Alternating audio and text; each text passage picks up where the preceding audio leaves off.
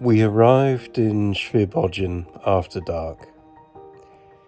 Before I really understood the town, before I had properly walked its streets or seen its square, I saw the thing it is famous for. Above the skyline, illuminated in the darkness, stood the giant figure of Christ the King. There was something powerful about seeing that way, not surrounded by tourists, not reduced to a photo stop, but simply dominating the night. A clear symbol standing above the town, bold and impossible to ignore.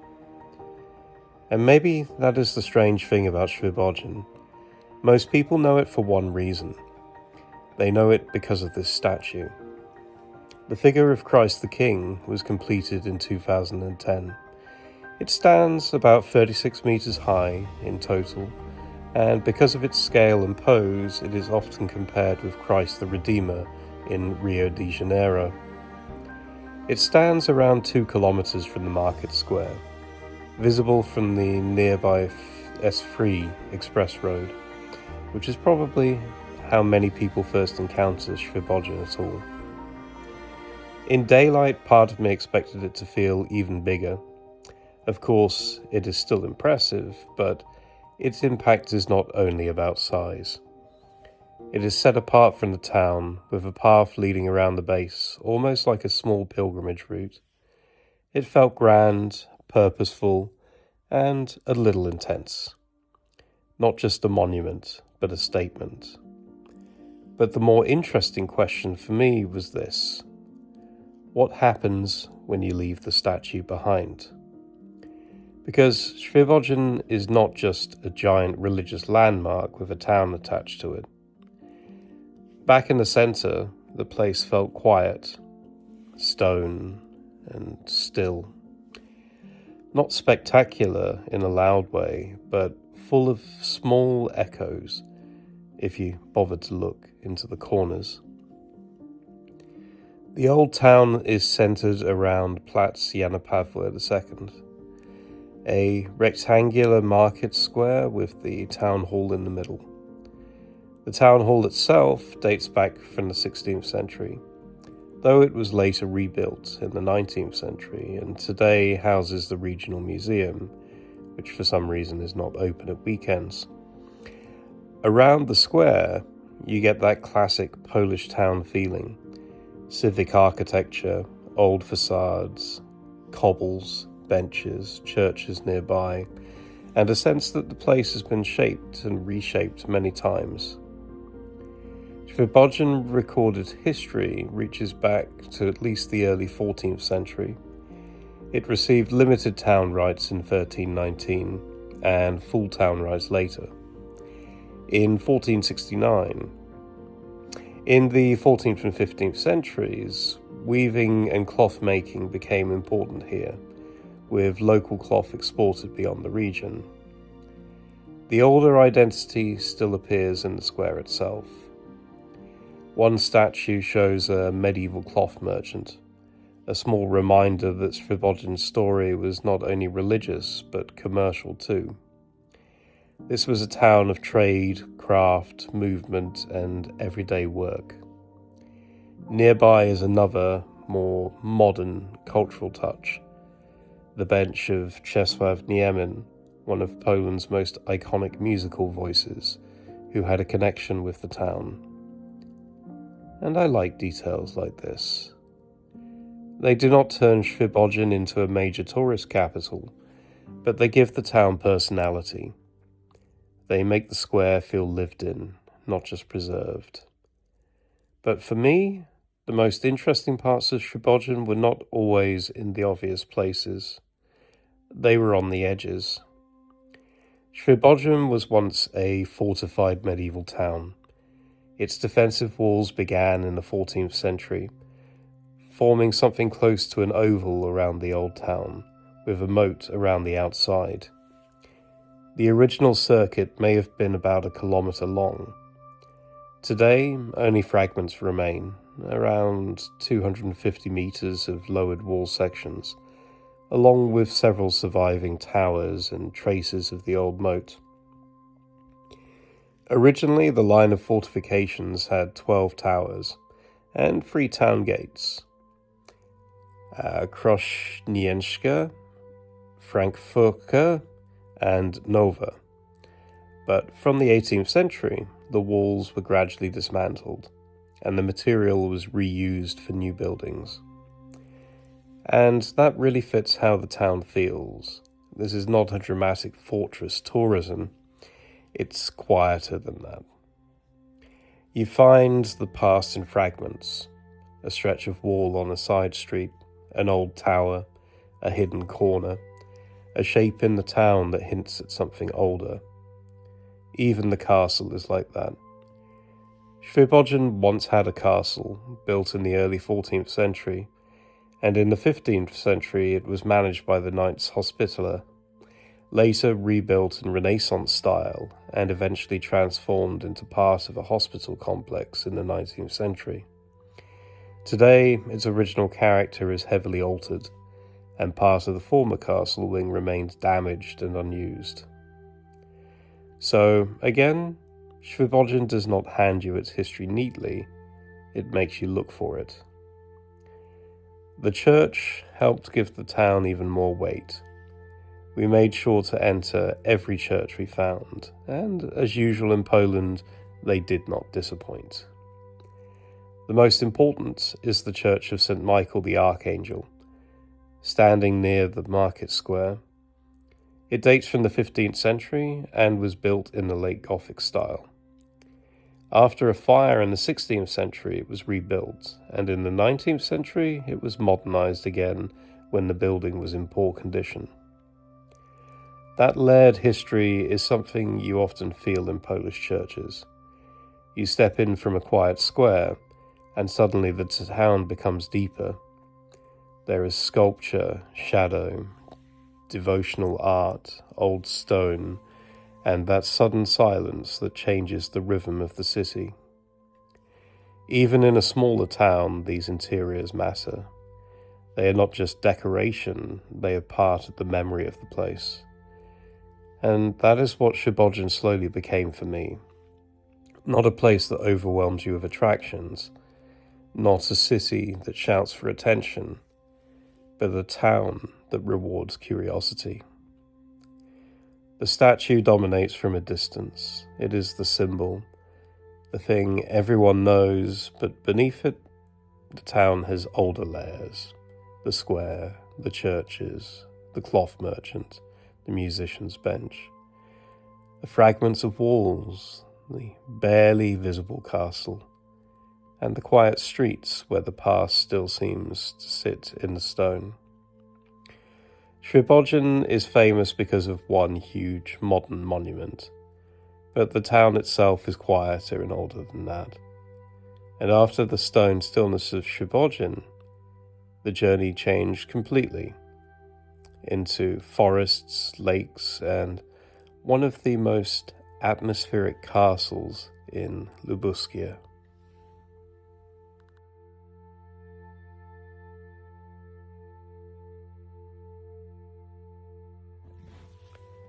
After the stone stillness of Świebodzin, the journey changed completely. We used a local taxi company to take us out to Łagów, and almost immediately the mood shifted. Świebodzin had felt quiet, old, and civic, a town of walls, churches, and hidden fragments. Łagów felt smaller, greener, and more tucked away, like a little hamlet hidden between the lakes and forests. It's not a big place, but it has impact because of its setting. Our first walk took us towards the old gates and around the castle. The gates gave the place a defensive feeling straight away. Thick walls, old stone, and that sense of entering somewhere once protected and controlled. That makes sense because Łagów's history is built around its position. The castle was built by the Knights Hospitaller, known in Poland as the Johannites. After around the middle of the 14th century, they were a fascinating medieval order with a dual identity, religious but also military, connected with care and hospitals, but also with fortresses and defense. Here they chose their location carefully. The castle stands on a narrow passage between Lake Łagowskie and Lake Cieszynovskie. It was not placed here by accident. It controlled a strategic strip of land between water, forest, and routes of movement. And when you walk around it, you can still feel that purpose. The castle itself was not the easiest building to film. Its high walls made clean angles difficult, and from the outside it felt more protected than displayed. In some ways that suited it. It did not feel like a monument showing itself off for tourists. It felt guarded. Before going up to the castle tower, we wandered towards the lake and into the woodland, trying to find a viewpoint. This became one of those classic travel moments where the plan does not quite work, but the detour becomes part of the story. We followed forest paths, climbed hills, searched around, and never actually found the viewpoint we were looking for. There were some slightly chaotic moments getting up and down one of the hills, the kind of moment that feels more dramatic when you are there than it probably looks on camera. But even if the mission failed, the exploration was worth it. Because instead of the viewpoint, we found something unexpected, an old abandoned cemetery on Sokola Góra.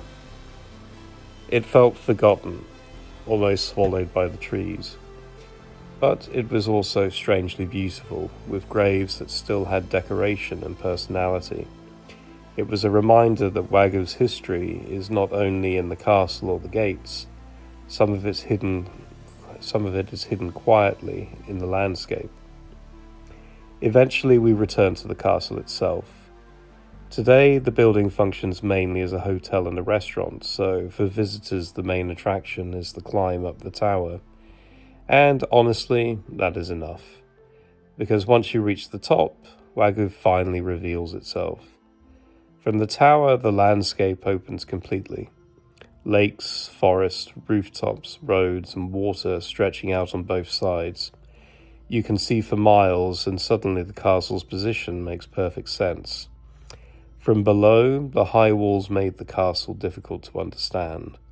From above, everything becomes clear. This was not just a picturesque castle beside a lake. It was a defensive point controlling a narrow space between water and land. The view turns geography into history, and it is beautiful. After the tower, we were hungry, and the final part of the visit became much more relaxed. We went to a nearby cafe for cakes and drinks, sitting in the shade beneath colourful umbrellas surrounded by the red leaves of autumn. The cafe felt like a breath of fresh air. After old gates, castle walls, forest paths, failed viewpoint hunting, and an accidental cemetery discovery, it gave the day a warm and colourful ending. That is probably how I would describe Łagów overall, small but complete. It gives you a lot, all in one compact little journey. I think it works perfectly as a day trip. It may be a bit small for an overnight stay, unless you want to hike, kayak, or explore more of the surrounding landscape park. But as part of a wider Lubuskie journey, it makes perfect sense. Łagów does not overwhelm you, it invites you to wander. And after the quiet stone of Świebodzin, this felt like the softer side of Western Poland. Lakes, forests, castle walls, and beauty waiting slightly off the main road.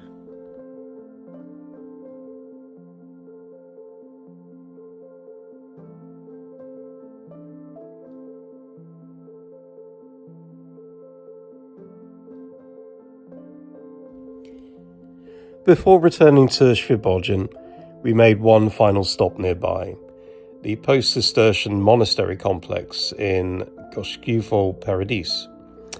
When we arrived, the complex already looked beautiful beyond the gates, but at first it was not completely clear how much we would be able to see. We had to make a call, and after showing another group around, one of the monks came to meet us.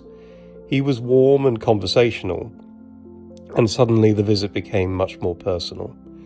Instead of just looking around the abbey from outside, we were taken through the grounds, into the halls, and into the story of the place. The monastery was founded in the 13th century by the Cistercians, and the name Paradise comes from the Latin Paradisus Sanctae Mariae, the paradise of St. Mary. For centuries, places like this were not only religious centres, they were also centres of work, learning, land management, culture and memory. The Cistercians shaped landscapes as well as buildings, draining land, farming, organising communities, and leaving behind a very particular monastic order. And Paradise is not one single period frozen in time. It has medieval roots, but much of what we see today also reflects later changes, especially Baroque transformation. And that made the frescoes especially interesting. These are not just decorative pieces on walls, they are part of the deeper monastic story of the place. During conservation work, hidden Baroque frescoes were uncovered in the chapter house, one of the most important rooms in a monastery, where monks would gather, listen to readings, discuss matters of the community, and make decisions. And that context matters, because the paintings were not placed randomly. Their themes connect with the religious life of the monastery, including figures important to the Cistercian tradition, such as Saint Bernedict and Saint Bernard of Clairvaux. So when you see them, you are not just looking at a colourful wall art, you are standing in the room where image, faith, discipline, and daily monastic life were all connected. And visually, they were more colourful and better preserved than I expected. There was also something exciting about seeing art that had been hidden, then uncovered again after centuries. It gave the abbey a feeling of revealing itself, as if the walls were not finished telling their story. And after the interiors, we entered in the garden. There was a pond with a small bridge, peaceful paths along the grounds, a monument bench, and a cross monument that stood out in the quiet space. It was a gentle ending to the journey. Świebodzin had given us the bold symbol and the old stone town. Łagów had given us lakes, castle walls, forest paths, and tower views. Paradise was quieter. A hidden gem, not because it overwhelms you, but because it opens slowly. Through a gate, through a conversation, through halls, frescoes, and a garden that still feels shaped by centuries of faith and memory. And together, these places showed me a different side of Lubuskie. Symbolic, historic, wooded, peaceful, and full of small details waiting behind walls, gates, and quiet corners. And thank you very much for watching. I will return to Lubuskie this year to see more of this region, as well as exploring a lot more of Poland. So please stay tuned, subscribe to see more, and please give the video a like so that YouTube will be happy. Thank you, and do zobaczenia.